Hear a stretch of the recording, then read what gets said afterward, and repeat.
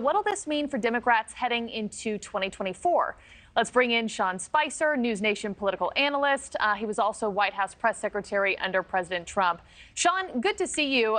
President Biden's allies have been pretty dismissive of RFK Jr., but yet he polls higher than most Republican candidates do. You're talking about 15 to 20% here. Is brushing him off the right strategy? Well, they're in a bind. I mean, he's a sitting president. And so to acknowledge the fact that 40% of Democratic voters want an alternative to Joe Biden is something that they don't want to be talking about, first of all. Second of all, as you point out, he's getting as high as 20% in the polls. So it's embarrassing to a sitting president to face this kind of challenge. Where this gets really interesting, Markey, is the Democrats, the DNC and Joe Biden tried to change the primary calendar. So they jumped South Carolina in front of New Hampshire, which has been the first in the nation primary state for decades. It's a state law in New Hampshire. It's not a partisan thing. It's for both parties. And it's in law that the legislature would have to change. So right now, you've got a situation where RFK could potentially embarrass the president, win New Hampshire, even though they may penalize the delegates ultimately. From a PR standpoint, this would be a huge political embarrassment. Yeah, and I'm curious, he's going to be here tonight in studio, sitting down with Elizabeth Vargas. We haven't seen a serious primary challenger of an incumbent president in a while. And a lot of people have questions about him, from his stance on vaccines, his stance on Wi-Fi. Is it fair to say that RFK Jr. has emerged as a legitimate challenger?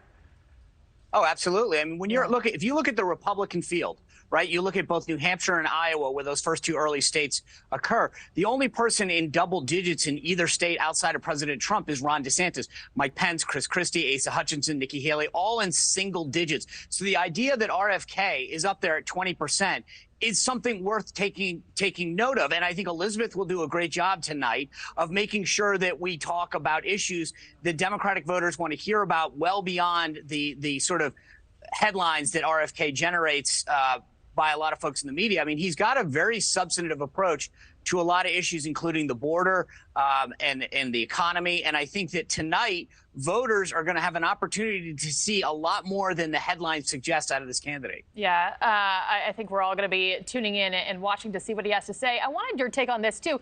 Former President Trump, in a radio interview this week, saying this about RFK Jr., he said, quote, "He's been very nice to me. I've actually had a very nice relationship with him over the years. He's a very smart guy and a good guy." Sean, what do you make of those words?